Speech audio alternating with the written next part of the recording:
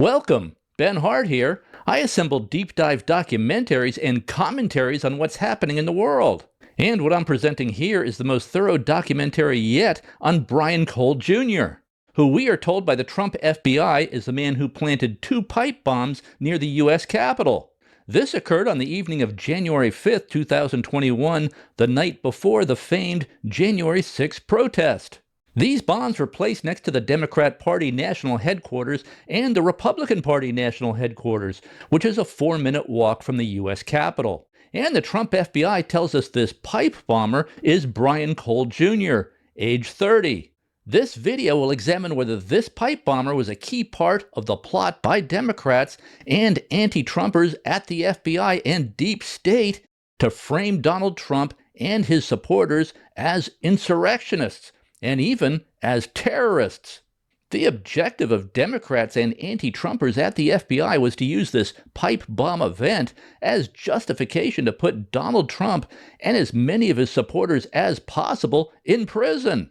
The goal was to prevent the possibility of Donald Trump ever running for president again, but also to permanently crush and eliminate the MAGA movement. That's what Joe Biden was doing with this crazy speech here. Donald Trump and the MAGA Republicans represent an extremism that threatens the very foundations of our republic. MAGA Republicans do not respect the Constitution.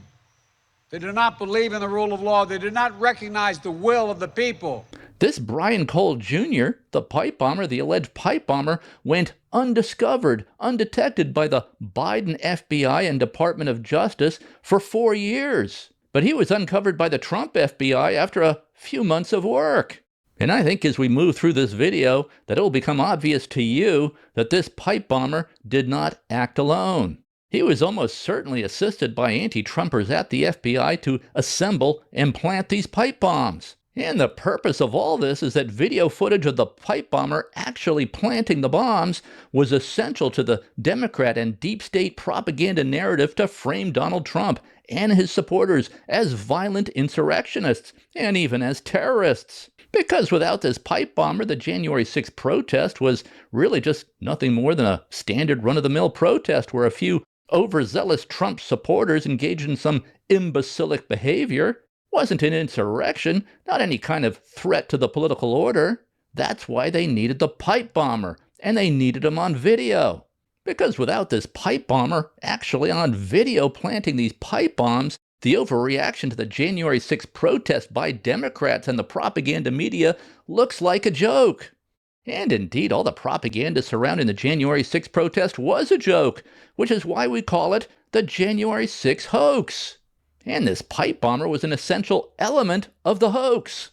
Here was the narrative that America was supposed to believe. When you consider how black criminals and Muslim terrorists are treated, both by the legal system and by the media, and yet the January 6th pipe bomber who laid explosives in front of the RNC and DNC headquarters still walks free, we still don't take domestic terrorism of the far-right white variety seriously in this country, do we?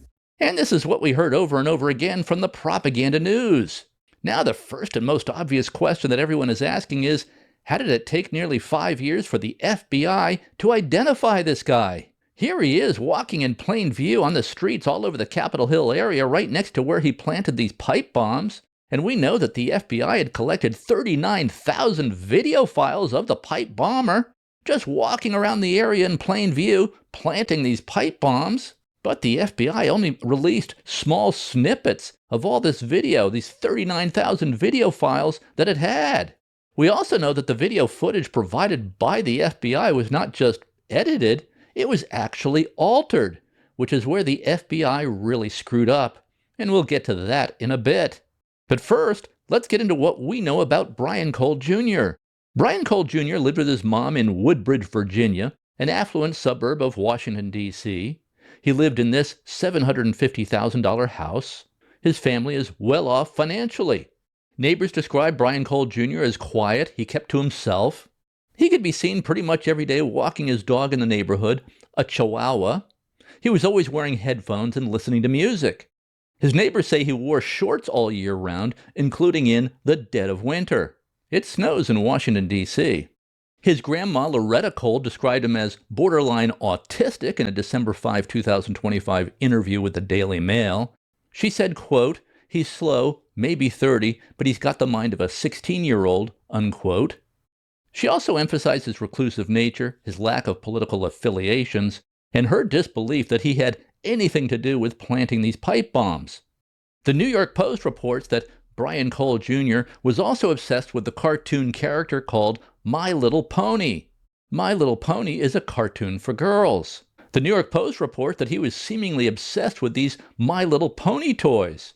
He also created art of My Little Pony and remixes of songs about My Little Pony, and he wrote fan fiction dedicated to My Little Pony. He was absolutely obsessed with My Little Pony.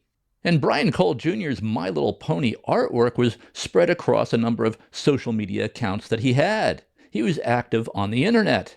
And some of his My Little Pony artwork was violent. Here's one that says, quote, "I'm not cute, I'm deadly," end quote. On Tumblr, Cole Jr. uploaded a pony with an M60 machine gun writing, quote, "Hey, I'd give her an RPG. What can I say? Explosions are cool." He was referring to a rocket-propelled grenade launcher. He seems to like the colors pink and purple the most. And he got a lot of encouragement for his art from his fans. He had a My Little Pony fan base. According to the New York Post, Cole Jr. uploaded at least 87 pictures of My Little Pony artwork to one forum. And as I looked into this, I find that this My Little Pony subculture is actually pretty big enough to hold annual conventions. And here's one My Little Pony story written by Cole Jr. that combines both the My Little Pony art with horror. He writes, quote, "Apple Bloom's eyes snapped open as he sat up in her bed, panting heavily and sweat dripping from her red mane. The skeletons, the zombified ponies rising up from the ground, their decaying bodies, rotting flesh sliding off their bones. She buried her face in her hooves, crying silently at the horrible images that inhabited her mind," end quote. And a former classmate of Cole told the Washington Post that Cole Jr. had carried a My Little Pony backpack to school and said that his schoolmates would mock him for it. And adult men who are part of this Little Pony community are called bronies. And now there are brony conventions like this one in Milwaukee and all across the country. A lot of male fans would represent themselves with female pony-sonas, and that actually led way for a lot of realization of trans identity and inclusivity. There's even a book about this My Little Pony subculture titled Meet the Bronies: The Psychology of the Adult My Little Pony Fandom. And Dr. Chadbourne says, quote, "The subculture of bronies was very online and unique and attracted a lot of male fans who were breaking gender norms," end quote. And here's an article by someone named Selena Brett about the bronies, titled Bronies, Trans, and How to Change Society. And she writes that a lot of transgender people attend these annual brony conventions.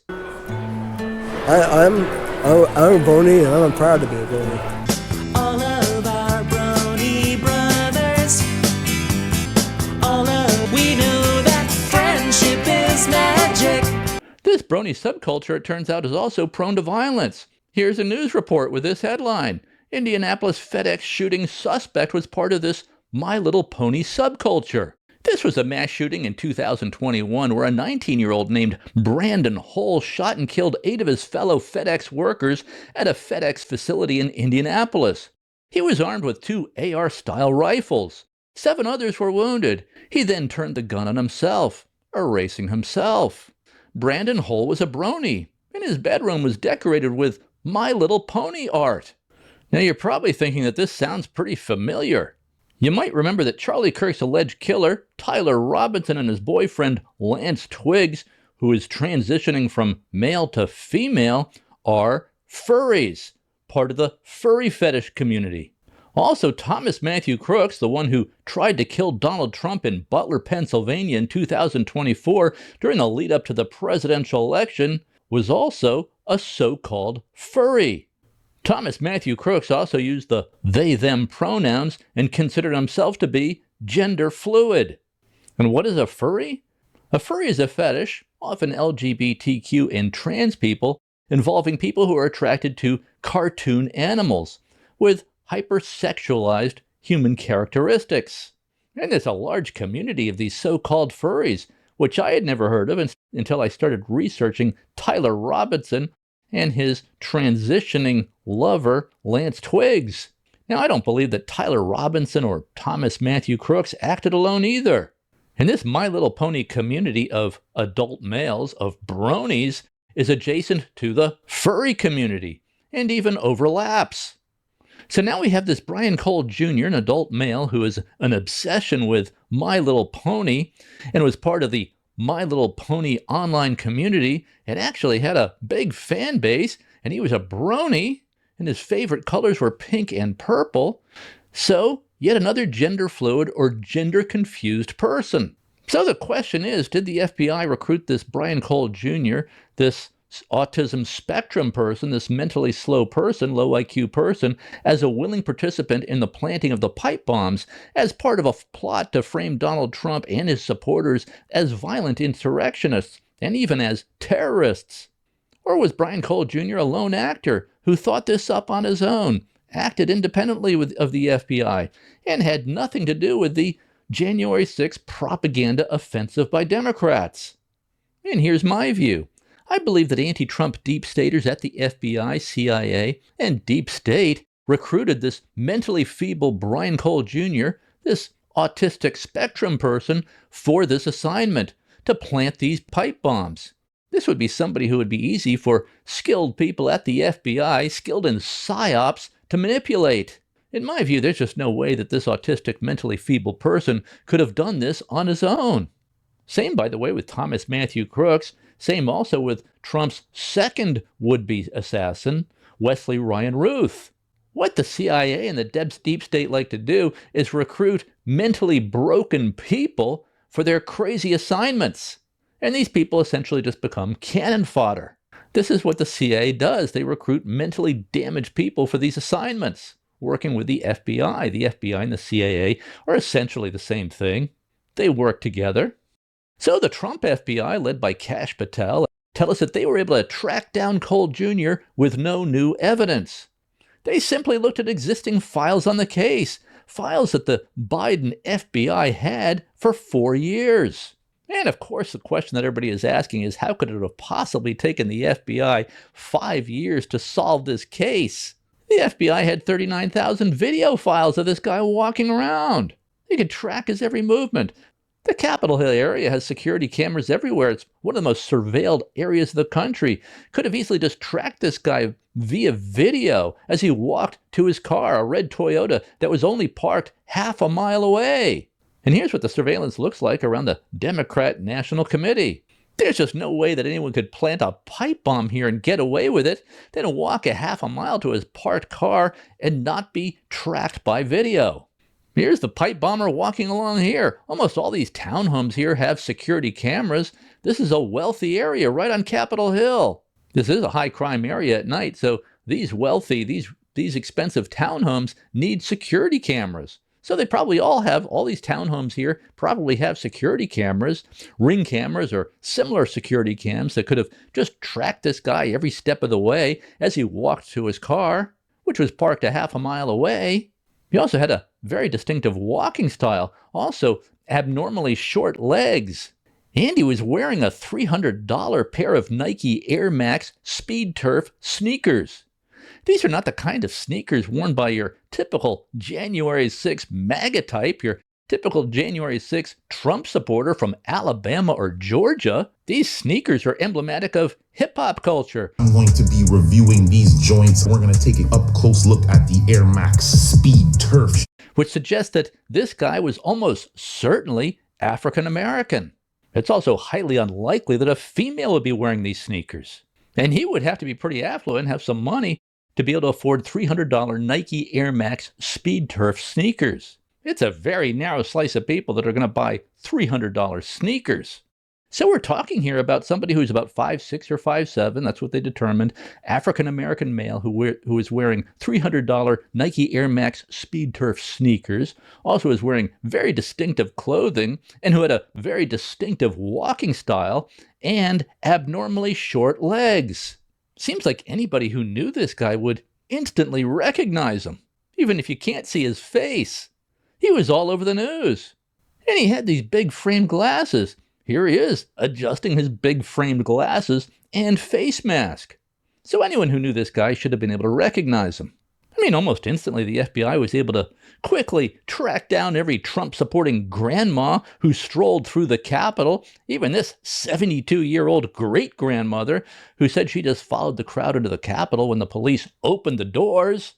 But these grandmothers, even a great-grandma, was thrown into prison as threats to democracy and as dangerous insurrectionists. So the FBI quickly found every grandma who entered the Capitol that day, but couldn't figure out the identity of this pipe bomber over the course of 4 years. And then all that was required to find this pipe bomber was for the Trump FBI to open the files and look at them.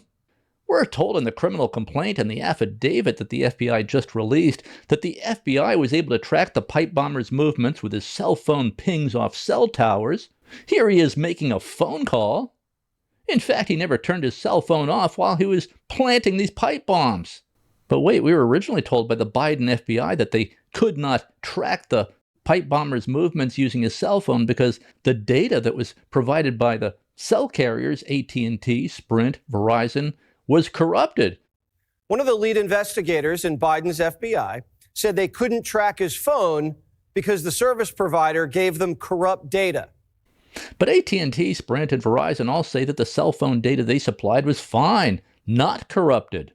Also, that the Biden FBI never notified these cell carriers of any issues concerning the cell data. And the Trump FBI had no trouble whatsoever using this data to track the pipe bomber's movements. The Trump FBI was also easily able to track where the bomb-making materials were bought by the pipe bomber using information that was in the files for 5 years. These bomb materials were bought over time from October of 2019 to January of 2021 at Home Depot, Walmart, and Lowe's. And the FBI was able to link these purchases to Cole Jr.'s credit cards. And here's what he bought. Galvanized steel pipes, end caps, 9-volt batteries, battery connectors, white kitchen timers, 14-gauge electrical wire, steel wool, safety glasses, sandpaper, protective gloves, and a wire stripping tool. We're told that the explosive powder was mixed using easy-obtained chemicals. But for some reason, the affidavit doesn't detail the contents of the explosive powder. Probably charcoal, sulfur, and potassium nitrate. If the bombs had detonated, they could have had a lethal radius of about 6 feet and caused serious injuries up to 15 feet away, primarily from the flying shrapnel. So these were real bombs, not huge, but big enough to cause quite a bit of damage, especially if detonated on a crowded walkway during rush hour while people are walking into the Democrat National Committee or the Republican National Committee. And I think we can be quite sure that Brian Cole Jr. was not acting alone, this mentally slow, autistic spectrum person. I certainly don't think he thought up this idea to plant these bombs and to assemble the bombs. Here we have Cole Jr. actually waving to a police SUV that was driving by at this time, or perhaps signaling to this police SUV. So that's pretty strange. If you're planting pipe bombs around the U.S. Capitol, do you pause to wave at police, 100% guaranteeing that you're going to be noticed during a period of maximum security around the Capitol? This might have been a signal to police that he had completed his assignment. I mean, there would be no other reason to wave at a police SUV passing by at night, especially if you're there planting pipe bombs, and the pipe bombs that he planted were just a few feet away from that location. I'd think the last thing you'd want to do if you're planting pipe bombs around the U.S. Capitol is draw attention to yourself. But here he is, signaling to police, to this police SUV. Perhaps that he had completed his assignment. And of course, these police SUVs around the Capitol are equipped with video cameras that are on all the time. So these video cameras on the SUV would have captured this pipe bomber. It's also noteworthy that Brian Cole Jr.'s father, Brian Cole Sr., tightly tied in with the Democrat Party leadership, also the Black Lives Matter movement, and the black grievance industry. When you combine all this with the gender-fluid My Little Pony community that Cole Jr. was involved in, there might well be a political motive for Cole Jr. to be involved with the FBI in trying to frame the January 6 protesters. Try to frame the January 6ers as violent insurrectionists and terrorists by planting these pipe bombs as a false flag attack. And this mentally slow autism spectrum guy, well, he might have eagerly participated in this plot if he thought he was working for the FBI as an undercover operative. And the deep state and the CIA and FBI prey on exactly these kinds of people, recruit exactly these kinds of people to carry out these kinds of assignments. These kinds of people like Thomas Matthew Crooks, Wesley Ryan Ruth, who did the second assassination against Donald Trump, and this guy here, Brian Cole Jr. He fits the profile as cannon fodder for the deep state perfectly. I just don't think Brian Cole Jr. had the mental faculties to have initiated this plan on his own, to build these bombs, and to plant these bombs on his own initiative. Also, how would he have known that there was going to be any kind of riot on January 6th?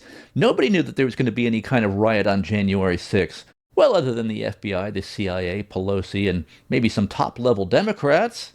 No one else knew that there was going to be a riot the next day. And really, there wasn't a riot, as we'll see in a second. As far as most people were concerned, pretty much everybody, it was just going to be a peaceful protest. For the most part, I would say 99.9% of the January 6th protesters were perfectly peaceful. Nobody knew beforehand that there was going to be any trouble. And of course, Pelosi, as we all know, made sure that there would be no adequate security around the Capitol. The FBI also had agents in the crowd encouraging the crowd to surge into the Capitol building, to come on in. Police opened the Capitol building doors and waved the crowd in. So the FBI certainly knew there would be a fake insurrection, which became the January 6 hoax. But the general public certainly didn't know the night before. And certainly Brian Cole Jr. did not know the night before, unless the plan to frame Trump's supporters as insurrectors was explained to him by FBI operatives. Unless he was recruited to do this by the FBI. Plus, the purpose of these pipe bombs was not to kill a lot of people. These pipe bombs were not a serious terrorist attack. These bombs were too small for that. The purpose was to capture this guy on video so that it would have the visual impact needed for the propaganda. Video is what makes events real for most people. Okay, let's take a look at the father, Brian Cole Sr. He owns a bail bond company that specializes in bailing out illegal immigrants, freeing them from ICE custody. In fact, Cole Sr. sued the Trump administration in 2019 over the forfeiture of bail bond money when the illegal immigrant, the illegal migrant, skips out on bail. And Cole Sr. lost his lawsuit to the Trump administration. He had to forfeit the bond money. And Cole Sr. was a generous contributor to Democrat politicians, particularly black Democrat politicians. For example, he contributed $7,500 to Virginia Democrat State Senator Lionel Spruill and $3,000 to a Democrat state representative in Tennessee named Vincent Dixie. And Cole operates his bail bond business in upwards of 20 states. And this appears to be a very lucrative business for Brian Cole Sr. And Brian Cole Sr. was represented by the notorious race huckster Benjamin Crump in a racial lawsuit that they were threatening against Rutherford County, Tennessee in 2021. Benjamin Crump, you might remember, represented the families of Trayvon Martin, Michael Brown, George Floyd, Breonna Taylor, and specializes in fanning the flames of racial conflict. Benjamin Crump has succeeded to Reverend Al Sharpton as America's most prominent race huckster and sower of racial conflict. Benjamin Crump's incendiary racial rhetoric helped trigger the BLM anti-police riots all across America in 2020 that resulted in more than 30 deaths and caused billions of dollars in property damage. He also triggered the anti-police riots in the wake of the shooting of Michael Brown in Ferguson, Missouri by Officer Darren Wilson in 2014. You might remember the hands up, don't shoot narrative that turned out to be a complete lie. And Michael Brown was a thug who was engaging in strong-armed robberies. When Officer Darren Wilson recognized Michael Brown as wanted and tried to arrest him, Michael Brown tried to grab Officer Wilson's gun, and he ended up getting shot. This then triggered anti-police race riots all across America. And Benjamin Crump was the lawyer for the family of Michael Brown, this thug who was robbing convenience stores. And so here we have this race huckster, Benjamin Crump, and Brian Cole Sr. accusing the local district attorney in Rutherford County, Tennessee, this man named John Zimmerman, a prosecutor, of engaging in racism for targeting black-owned businesses. That was their claim. This district attorney, John Zimmerman, was holding up Cole Sr.'s attempt to buy another black-owned bail bond company called Free at Last Bail Bond Company. And here's a clip from the press conference held by Benjamin Crump and his client, Brian Cole Sr. The final person you will hear from before we engage in your questions would be Mr. Brian Cole, the president of Free at Last Bail Bond Company. Mr. Cole. Yes. I've done business all over the United States. I'm in 20 states, and I've never met the opposition that I've met with Zimmerman coming after our company the way he has. He's defamed me. He's called my insurance company. He's, went above and beyond, going to other jurisdictions, defaming me and Mr. Holmes. I've never seen this before, and we hope that the Department of Justice can come in and do a brief investigation, because what we see and what we've seen is a lot of questionable acts that Mr. Zimmerman has demonstrated towards minority-owned companies. So please, I just hope they would come in and investigate and look at his actions on what he's done towards, minority-owned companies. And this prosecutor was citing misconduct by Cole to block his purchase of the bail bond company. And past misconduct by Cole Sr. and his company included allegedly making false statements about finances and submitting fictional affidavits that you swear under oath are true. The settlement was reached so Cole did not file his lawsuit. The point is, Cole Sr. was tied in tightly with the Democrat Party leadership, was a significant contributor to Democrat politicians, and was closely tied in with Black Lives Matter and the black grievance industry. And he makes his money by bailing out illegal migrants in ICE custody. So he literally makes his money from illegal immigration. The more illegal immigration there is, the better it is for Cole Sr.'s business.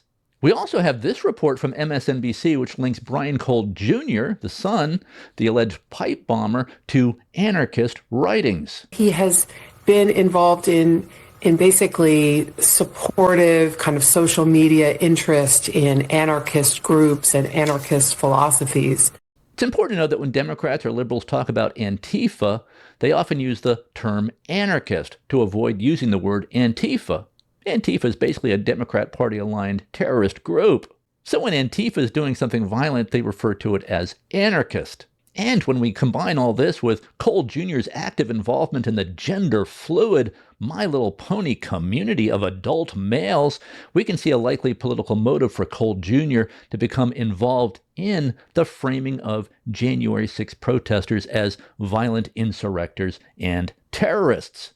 And this mentally feeble autistic person would be an easy recruit for the FBI. And it seems clear he had no fear that he would ever be caught by the FBI. He never turns off his cell phone the entire time he's walking around planting his pipe bombs. Here he is talking on his cell phone. Who's he talking to? And here he waves at a passing police SUV just steps away from where he planted the pipe bomb. He wasn't trying to hide anything from police because he was acting at their behest, in my opinion. I mean, if the FBI was in no way involved in assisting Cole Jr. with this, why would they try to cover it up for 4 years? Until the Trump team was able to get in there and look at the evidence. But there's more. Cole Jr. had multiple cell phones. We know that one of Cole Jr.'s cell phones visited Fort Bragg, North Carolina in November of 2020. What was Brian Cole Jr. doing there? He's never been in the military. He also made more than a half a dozen visits to the Quantico Marine Base complex in February and March of 2021. He visited Camp Barrett, which is located at Quantico. Camp Barrett is where newly commissioned U.S. Marine Corps officers undergo intensive training in leadership, tactics, weapons, and officer skills during a rigorous 6-month program to prepare them for leadership in the Marine Corps. Cole Jr. also visited the FBI Academy, also located at Quantico. What's he doing at the FBI Academy? Brian Cole Jr. also visited the address of 1333 H Street, Northwest Washington, D.C., more than 90 times between November 10th of 2019 to January 3rd of 2020. Then, never again. Why is this address significant? Well, because Democrat organizations in this building include John Podesta's Center for American Progress and a radical left nonprofit organization called Democracy Forward. 11 of Brian Cole Jr.'s visits lasted more than 20 minutes, with some visits lasting more than 2 hours. And John Podesta, of course, is at the very top of Democrat Party politics, and also tied in deeply with the CIA and the deep state. John Podesta was the chairman of the Hillary Clinton campaign in 2016, her campaign for the presidency. He was one of the architects of the Russia collusion hoax against Trump. And he coordinated with Obama's CIA, FBI, and NSA to frame Donald Trump as an agent of Russia in 2016. And the Russia hoax actually lasted 2 years. And that was all started by John Podesta. And here, Brian Cole Jr. is visiting this building, John Podesta's headquarters, more than 90 times, 11 times for 20 minutes or more, several times for more than 2 hours. What the heck was Brian Cole Jr. doing there? Was he coordinating with John Podesta's Center for American Progress to frame the January 6ers?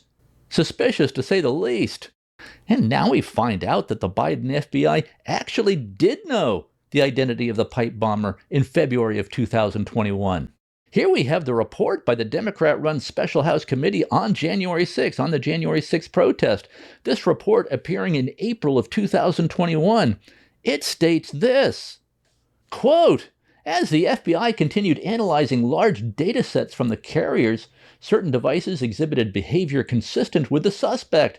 For example, in April of 2021, the case team identified a name redacted user who was in the area of the DNC, the Democrat National Committee. At the time, the suspect can be seen on video footage using their phone. The FBI requested and received the historical cell tower data for the user, and as of April 2021, the case team was attempting to further analyze this user's movements. It is ultimately unclear what happened with respect to this lead, end quote. So there we have it, his name redacted right here. This redacted name was Brian Cole Jr. That's who they're talking about way back in April of 2021. Doesn't say unknown, says redacted, means they blacked out the name. In this report in April of 2021, soon after the January 6th protest. This was the report by the Democrats. In other words, the Biden FBI knew exactly who this person was right from the beginning. But Brian Cole Jr.'s name was redacted. The user of the cell phone. He's just referred to as the user, name redacted. Now, a few alert Republicans in Congress were trying to find out who this name was, this redacted name in the report, redacted by the FBI, but they were, of course, stonewalled. FBI would say something like, we can't reveal the name because there's an ongoing investigation. That's what the FBI always says when they don't want you to know something. We can't tell you because there's an ongoing investigation. Or some other BS line like that. And let's face it, most members of Congress are just too stupid, too out of it, to follow up, to even know what they're looking at, or even to know what questions to ask. And they have the attention span of gnats. So that's how the FBI and the deep state get away with whatever the heck they want to do. What top official at the FBI or CIA has ever been held accountable for anything? And of course, the FBI never expected to get caught because they never expected that Trump would win the presidency again. They figured they could take him out one way or another, by lawfare, by criminal convictions, by assassination. So it's not like the Trump FBI discovered who this person is through rigorous investigative work, like Pam Bondi tells us here. This wasn't a new tip. It wasn't some new evidence. It was the hard work of President Trump's administration, Deputy Director Bongino and Director Patel. I watched them from day one come in here and say, we are going to solve this crime. And they did, working hand in hand with U.S. Attorney Pirro and all of our great attorneys. No, that didn't happen. The identity of the pipe bomber was known by the Biden FBI right from the get-go. Now let's get into why we know with 100% certainty that the security cam video footage provided by the FBI was a manipulated product, was actually altered by the FBI for the purpose of hiding Brian Cole Jr.'s identity, hiding the identity of the pipe bomber.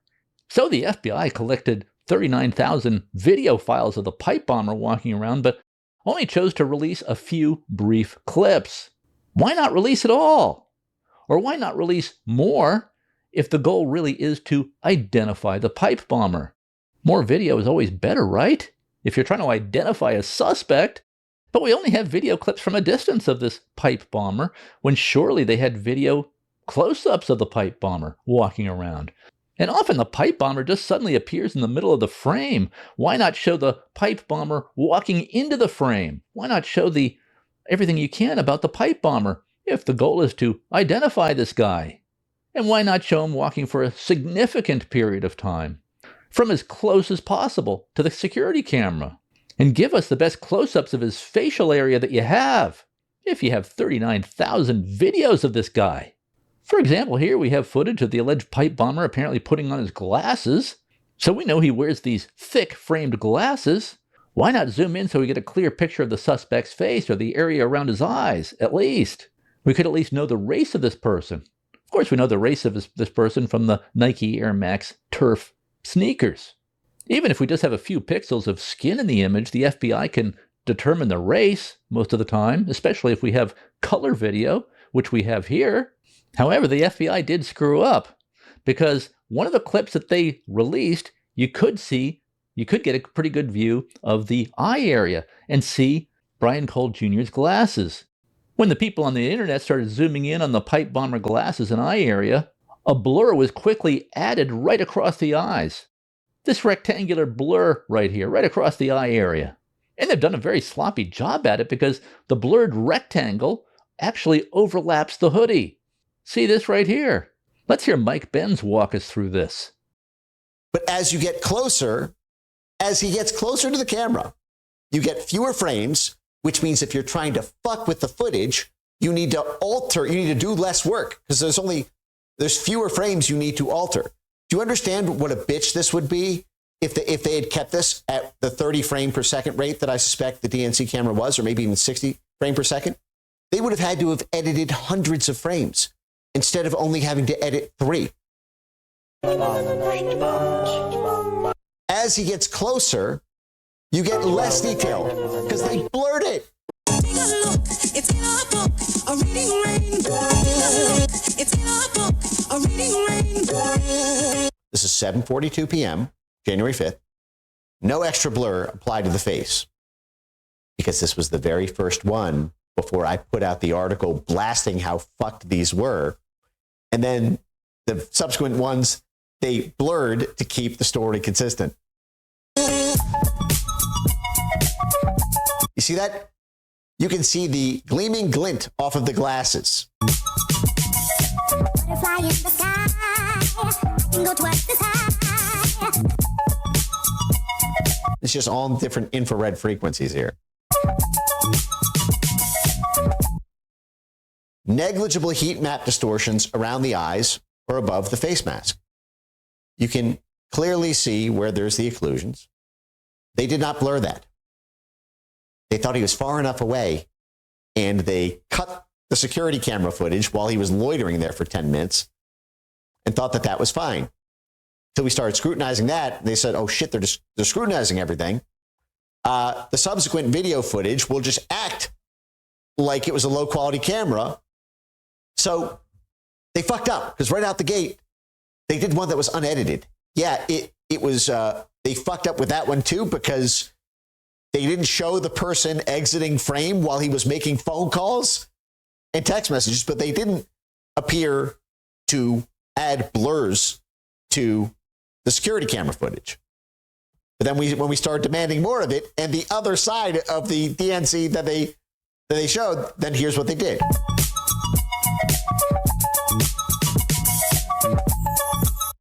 But the DNC site, this is 10 minutes later, suddenly a horizontal blur bar appeared over the eyes.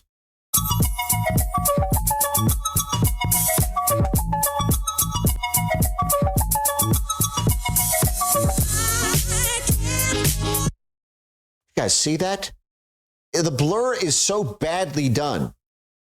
The FBI intern was so bad that the blur actually goes over part of the hoodie. This is when he's staring point blank at a camera. That camera was 6 meters away from this guy's eyeballs. Right at the moment when we actually should see that person's face and eyes. You can tell if I'm white or black if I'm wearing glasses, because you can see all this. So with a camera literally just 6 meters and he stares straight at it, they put a horizontal blur bar right over the fucking eyes. Literally, the heat map is perfect. And it's not the full face. You see the mask?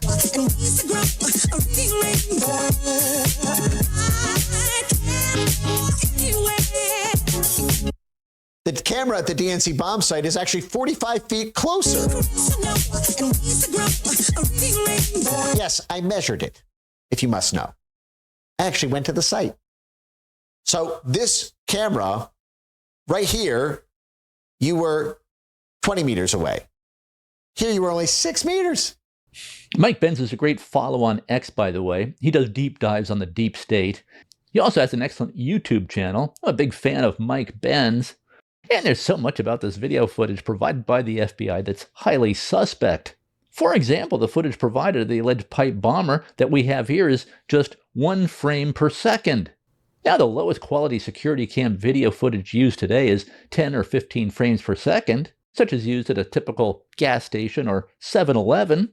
Ring doorbell video cams are 30 frames per second. But the FBI gives us video footage of 1 frame per second right at this critical juncture where he's supposedly planting the pipe bomb. No one uses 1 frame per second video anymore. That's like 1950s video. This is right outside the Democrat National Committee on Capitol Hill. Democratic National Committee was also famous as being the target of the Watergate break-in during Nixon. So security became a top priority at the Democrat National Committee after that. The Democrat National Committee after Watergate became among the most secure facilities in the country. And surely the Democrat National Committee has security video cameras that provide footage at 15 or 30 frames per second, like everybody else. This is what normal security video footage looks like at a McDonald's, which is 15 frames per second.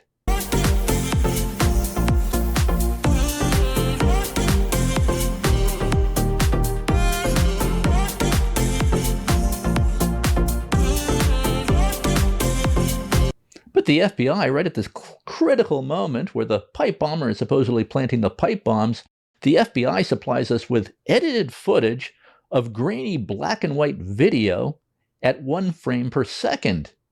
No modern security cameras operate at 1 frame per second. That's like 1 frame, 1001, 2nd frame, 1002, 3rd frame, 1003. So it's just absurd. But that's what the FBI gives us. But as you get closer, as he gets closer to the camera, you get fewer frames, which means if you're trying to fuck with the footage, you need to alter, you need to do less work because there's fewer frames you need to alter. Do you understand what a bitch this would be if they had kept this at the 30 frame per second rate that I suspect the DNC camera was, or maybe even 60 frame per second?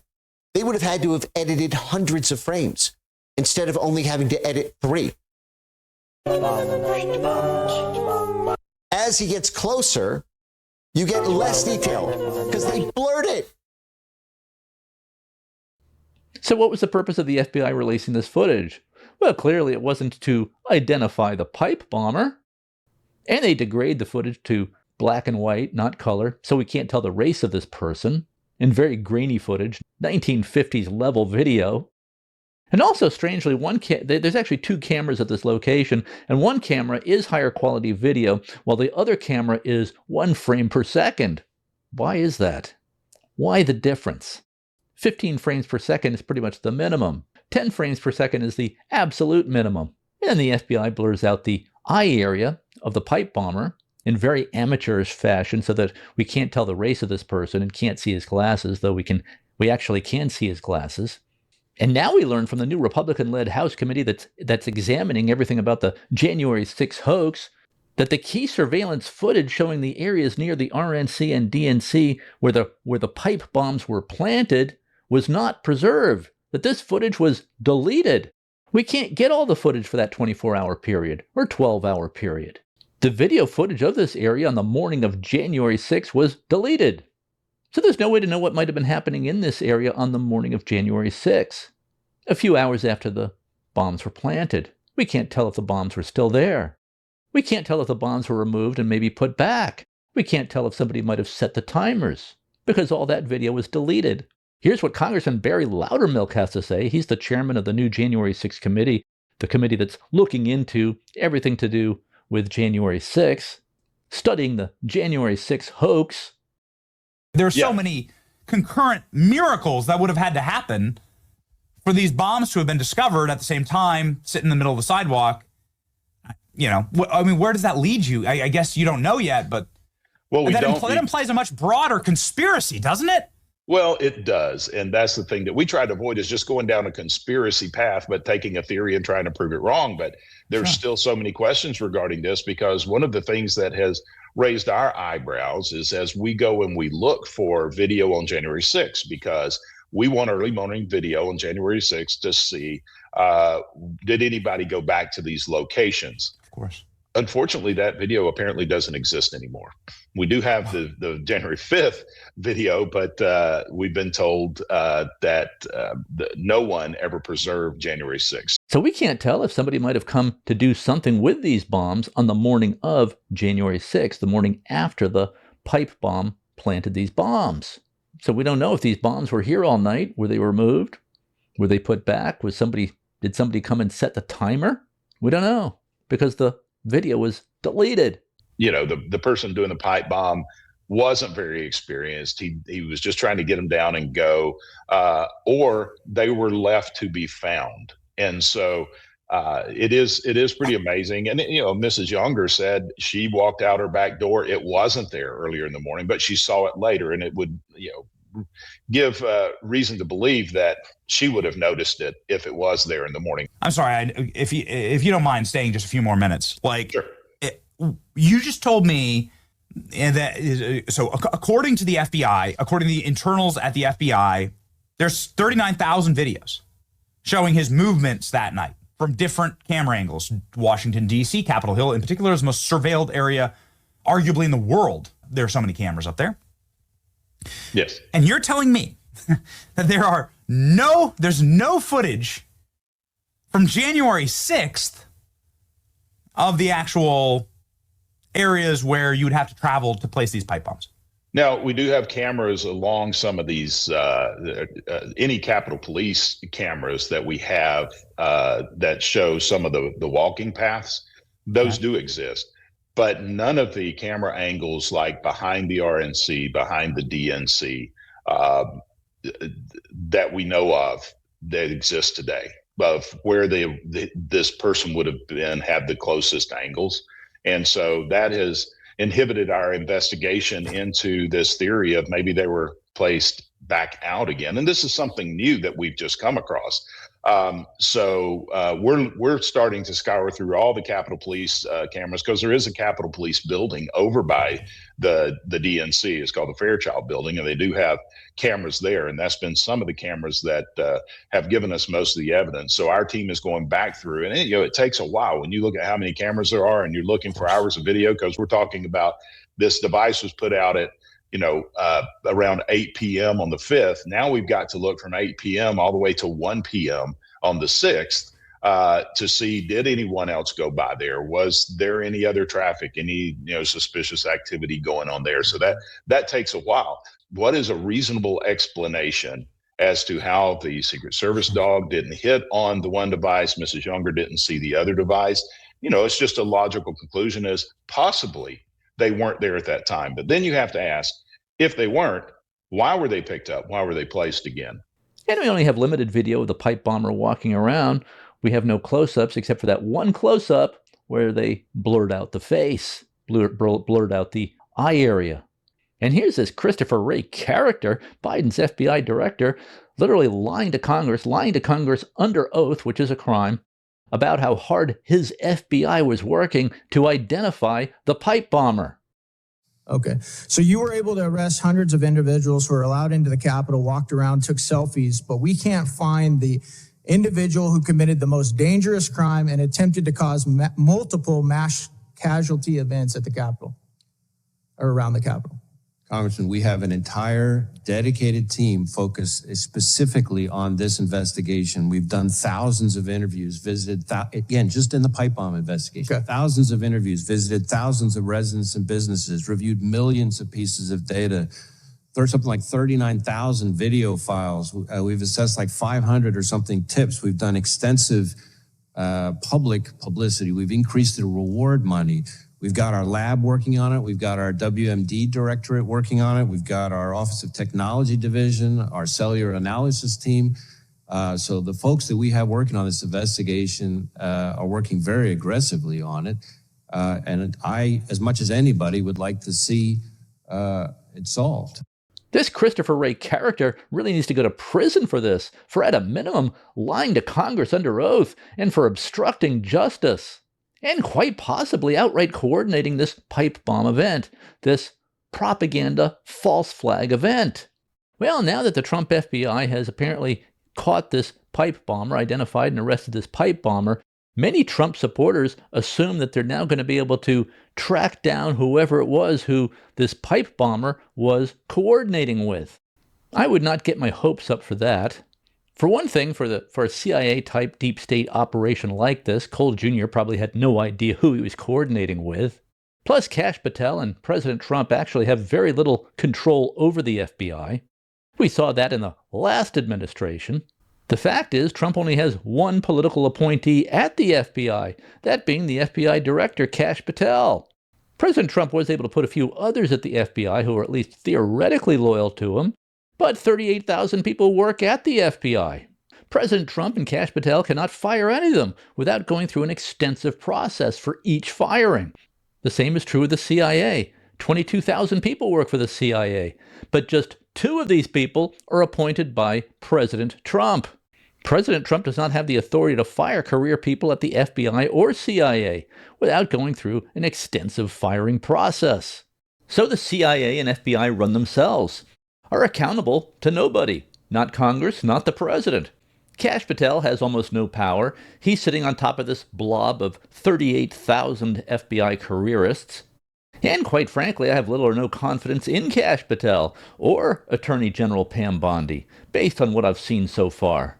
I think they're in way over their heads, have no clue what they're up against. The FBI is every bit as deep state as the CIA. And really, the CIA and the FBI are the same thing. The CIA is theoretically not allowed to target Americans, so that's handled by the FBI. It's a distinction without a difference. The Trump presidency is just a minor inconvenience to the careerists at the FBI and CIA. And it's the careerists, the permanent deep state, who really run these places.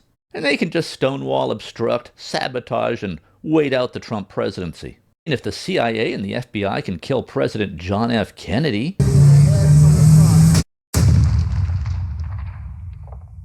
and his brother Robert F. Kennedy, they're not going to have any problem with Kash Patel.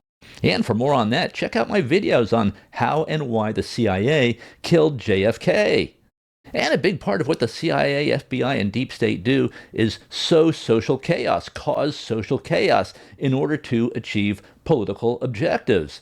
This is the color revolution strategy, and it's just a basic CIA operation. And I cover this in my video on how and why the CIA created Charles Manson, also created the Unabomber. And the CIA and the FBI, and I'm talking about the deep state at these places, are even more powerful, more dangerous, and more malevolent today. President Dwight D. Eisenhower wasn't kidding when he warned us to beware of the military-industrial complex. And he would know he was the supreme Allied commander during World War II. The CIA specializes in creating color revolutions in foreign countries to overthrow governments it doesn't like and to install governments that it favors. Color revolutions involve creating chaos, riots, and disruption to overthrow, to topple governments. And though they're obviously not supposed to, the CIA and the FBI uses these tools. They use these tools here domestically inside of the United States to tip elections in one direction or the other, in the direction that the permanent political establishment favors. This, of course, did not work against Donald Trump in 2016, much to the shock and dismay of the political establishment. And, of course, the CIA, the FBI, and Deep State, working closely with the Democrat Party and the Hillary Clinton campaign, tried to take out Donald Trump in 2016 with the Russia collusion hoax.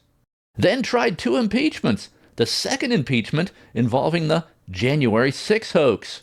And of course, we had the remarkable timing of the COVID pandemic right at the start of the 2020 election year, followed by the taking down of Trump's economy with those unnecessary lockdowns in the blue states, combined with the use of the mass mail-in ballot in battleground states that were controlled by Democrats. Then the CIA, FBI, and Biden Department of Justice pulled out all the stops to try to prevent Trump from winning in 2024. It was all that lawfare, the FBI raid on Donald Trump's home, the 32 felony convictions on fake crimes based on made-up law in that kangaroo court in Manhattan. Donald Trump was subjected to criminal indictments in 4 jurisdictions, federal and state. Democrats hoping that something would stick. And when all that didn't work, the Deep State and Biden regime engineered 2 assassination attempts on Donald Trump, in my opinion, during the lead up to the 2024 election, as a last-ditch attempt to stop Trump. And I cover that in this video here on Thomas Matthew Crooks. Now I have put out a pretty extensive video on the entire January 6 hoax. You can find that here. But let's just briefly review some of the high points so that you can see the full extent of the hoax. Because now we have the pipe bomber hoax. Here we have Nancy Pelosi expressing her excitement that protesters on January 6th were now inside the Capitol. They had breached the Capitol. She's very happy about that. She says, quote, "We've been waiting for this, for trespassing on Capitol grounds," end quote. We've been waiting for this, for trespassing on the Capitol grounds. We've been waiting for this, she says. It's an admission that they were waiting for this and they had planned it. It was a setup. It was a frame job. We've been waiting for this, for trespassing on the Capitol grounds. And they were purposefully luring these January 6 protesters, including these grandmas, into the Capitol building. And here we have the U.S. Capitol Police opening the doors of the U.S. Capitol and allowing the protesters to just walk in.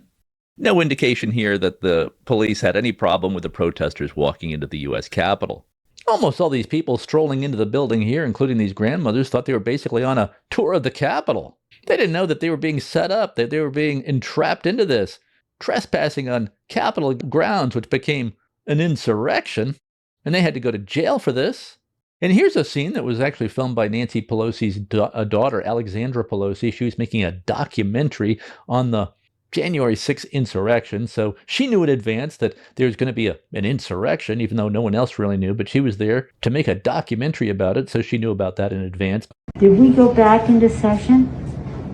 We did go back into session, but now apparently everybody on the floor is putting on tear gas masks to prepare for a breach. Well, I'm trying to get more information. They're putting on their tear gas masks. But here she is admitting on camera here that the January 6th insurrection narrative is a ruse, basically. It's not an insurrection at all. She's very disappointed here that there's no insurrection happening because this is a disaster for her documentary. I think time is going to remember January 6th differently. Right now, people are still, there's 2 things. Media needs stuff to fill. I mean, if you watch TV on January 6th, it was like January 6th, 24/7. As time goes on, it's going to be less. It's not going to mean anything if you weren't even there and you weren't even there. We need like a word breakout.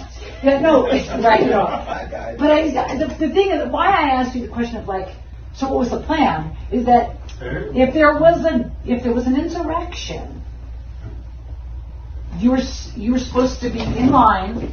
Marching. You're in the military, you know this. No, you were supposed to have a plan. Exactly. It's called Operation Order. You sit down overnight with your soldiers. You go over, all right, you're going to go here, you're going to go in by this side. At this time, we're going to take over this. There was none of that. This insurrection is the sorriest insurrection in the 20th, 21st century ever. No guns. Yeah, so she says, if this was an insurrection, you're supposed to have a plan. This is the sorriest insurrection in history. How can you have an insurrection with no guns? Alexandra is mocking the idea that this is any kind of insurrection. And she's making the point here that they really just have to make it up when it comes to creating this documentary. Have to set up some footage to make it look like there's an insurrection happening, looks exciting, maybe put in some sound effects, make it look like something significant is happening, because right now she has nothing. She's worried her documentary is going to be a flop. And here's the so-called insurrection, people just walking around inside the Capitol, police doing absolutely nothing, talking to themselves, not even looking at the protesters who are doing nothing. Watch the Capitol Police here. They're opening doors for the so-called insurrectors.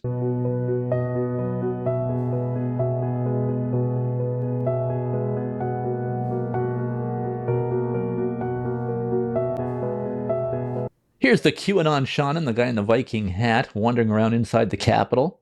His name is Jacob Chansley. He served in the U.S. Navy.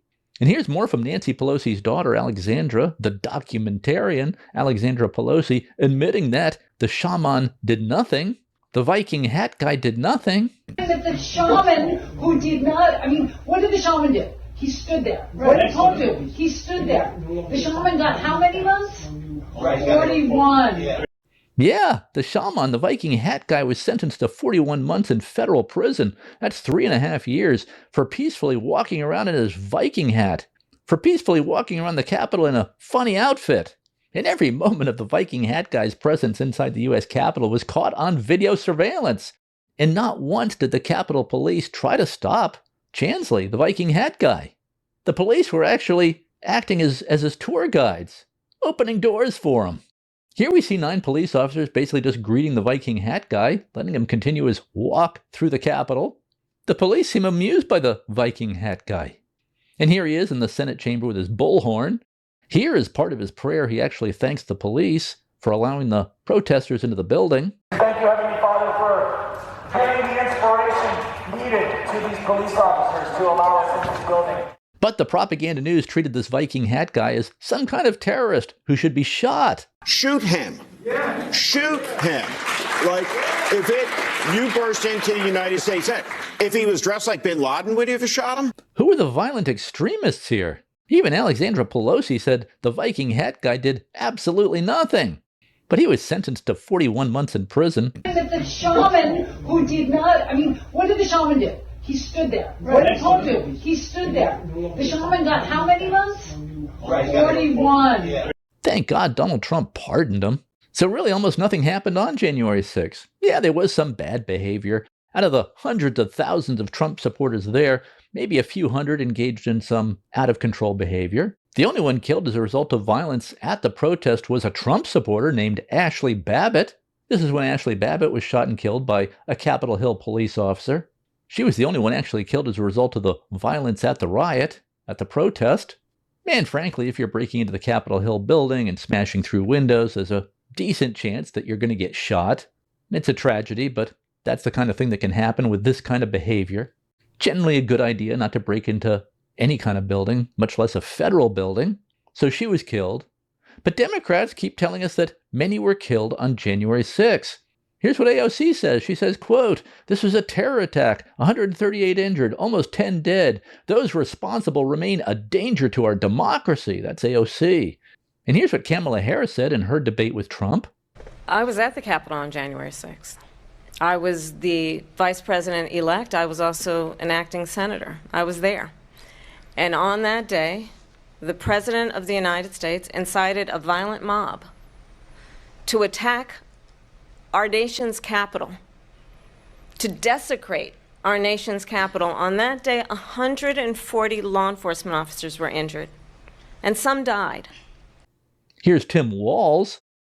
140 police officers were beaten at the Capitol that day, some with the American flag. Several later died.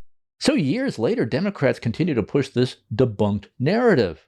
Even factcheck.org corrects the record now. And these phony fact-check outfits are all left-leaning and pro-Democrat. We heard a lot, for example, during Pelosi's impeachment proceedings about the death of police officer Brian Sicknick. We were told over and over again during this kangaroo court impeachment proceedings that Brian Sicknick was beat over the head with a fire extinguisher by a protester. The mob killed Officer Brian Sicknick. That's what they said.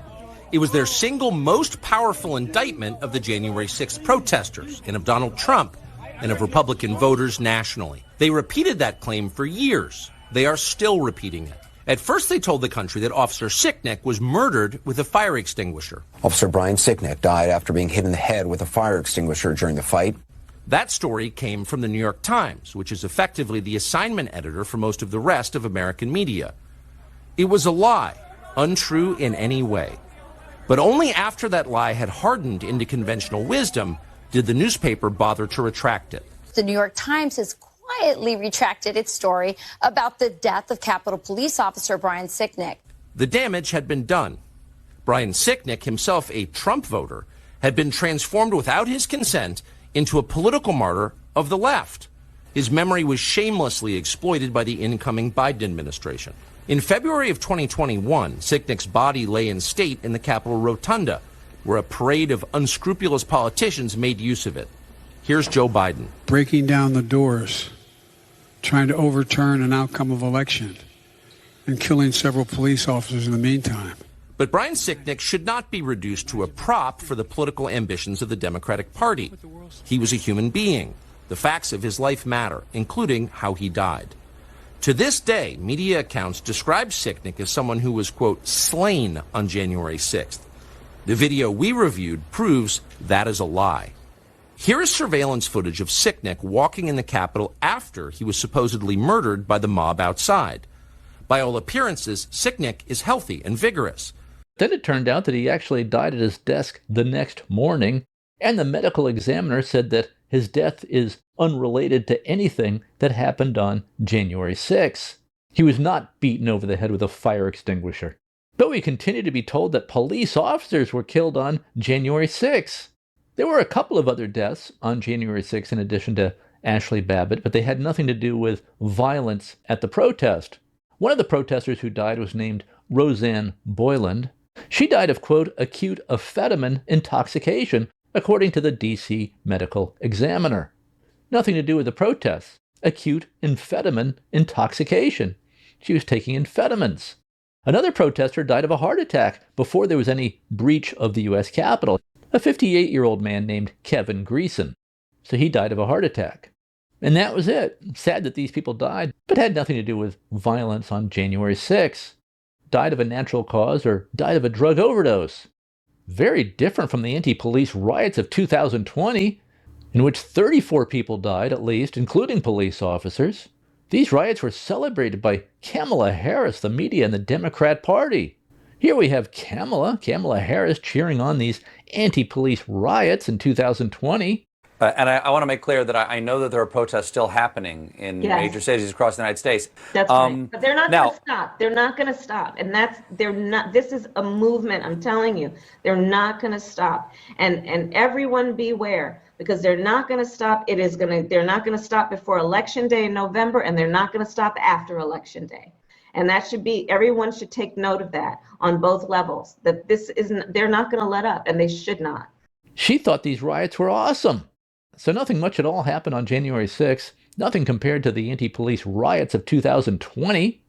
And by the way, Pelosi's January 6th committee hired Hollywood producers who added scary sound effects to the January 6th footage because they wanted to make the event look scarier and sound scarier and more dramatic than it actually was. All right, here is the first January 6th committee hearing footage that you might have seen. You're going to get to hear it.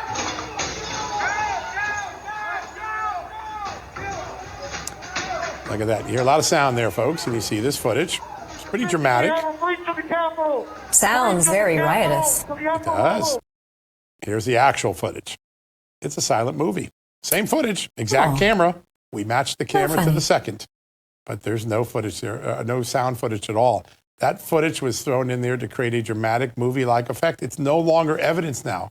It's now been turned into a little bit of propaganda instead of evidence. Here we go. Here's the second footage. Pretty loud. Now watch this. There's no sound. There was no. Why? Because these are closed-circuit television cameras. Now, if prosecutors or lawyers doctored evidence like this in court, they would be charged with perjury, obstruction of justice, and falsifying evidence. They'd go to prison. But it was fine for Pelosi and Democrats to do this in Congress. And in a PBS documentary on January 6, even PBS admits that the January 6 footage that was being used by the Pelosi committee in their public hearings was doctored. PBS actually thinks this cool, is boasting about this. Thought it was great that they doctored the evidence, doctored the footage to create a fiction.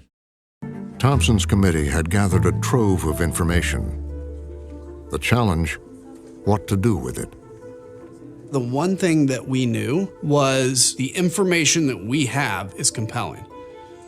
The thing we needed to do was tell that to the American people in a compelling way. So that's why we brought in a former president of ABC News. Yeah, I got a call pretty much out of the blue from the January 6th committee. They wanted a storyteller. And while they were brilliant lawyers, storytelling for a mass audience is not what they do. To bring in a guy like this who would think outside the box really did prove to be fruitful. And it was Goldston who really began to envision this as, in a way, a kind of mini-series, that there would be, sort of 9 episodes, and that these episodes would tackle particular themes. Attack on the Capitol, the investigation. The first hearing was primetime television. As the nation is about to witness a defining moment, the first hearing before the country, the results of the January 6th investigation. This is an extraordinary moment in American history. When it came to that first hearing, we knew how high the stakes were. Is about to hold its first primetime hearing. We were either gonna, make people realize that this was important, or once you've lost them, you've lost them for good. On the evening of June 9th, 8:01 p.m., the doors opened. My heart was beating pretty fast on June 9th. And it was a real question of, is this going to work or not? All right, everybody, here we go. 5 on the line, please. I'm in this tiny control room right up the stairs from Cannon Caucus. And we count down to the start of the hearing. And at that point, what can you do? Here we go. In 3, 2, 1. The Select Committee to investigate the January 6th attack on the United States Capitol will be in order. Without objection. We wanted to make sure that this was a presentation that would grab the audience and hold on to them. Chairman Thompson loved to say, it's got to pop. And if this really was an insurrection, why were these supposed insurrectors allowed by police to just leave the Capitol like a movie theater? Show's over, folks. Time to leave now. Well, because they had the footage they needed, which could then be manipulated to make it appear as though something significant had happened, that a coup had been attempted.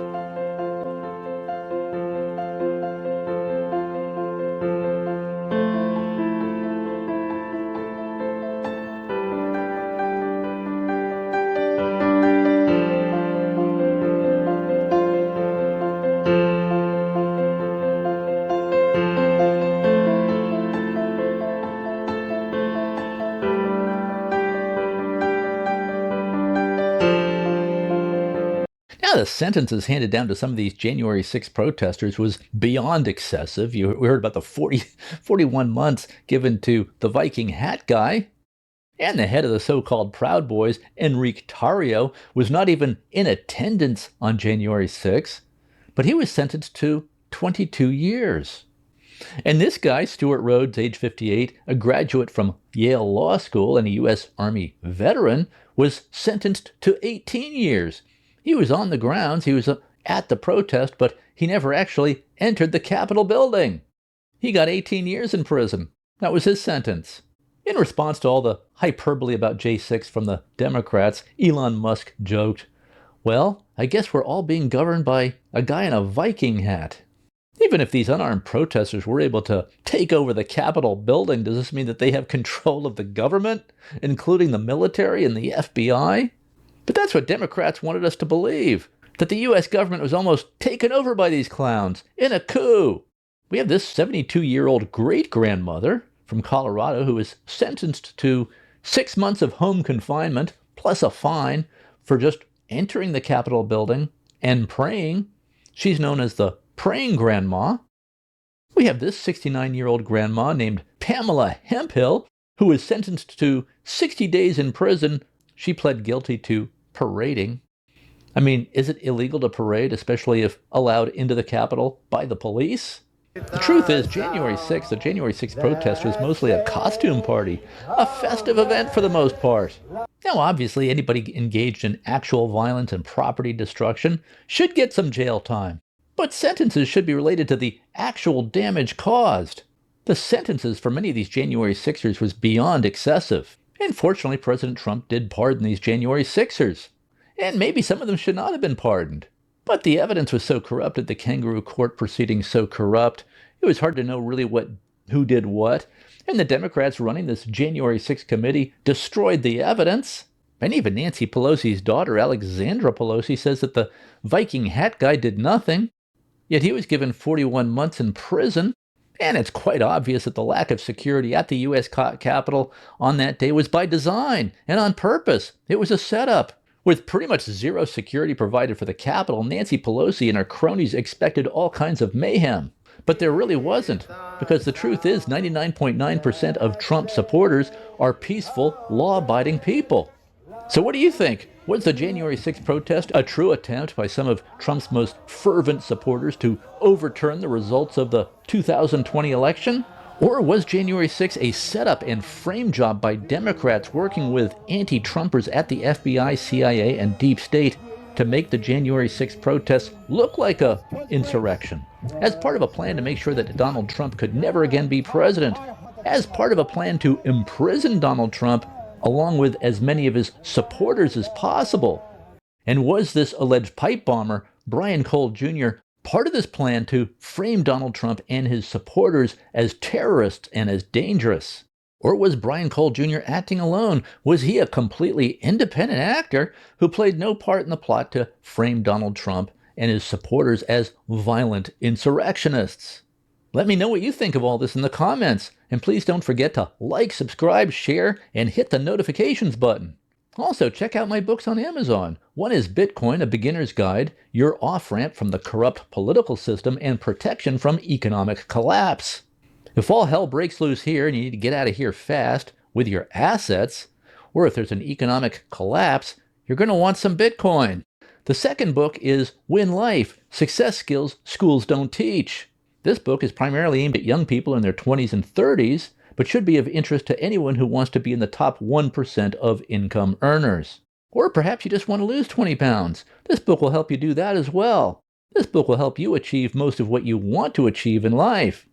Well, that's all I have for you today. Hope to see you back here next time.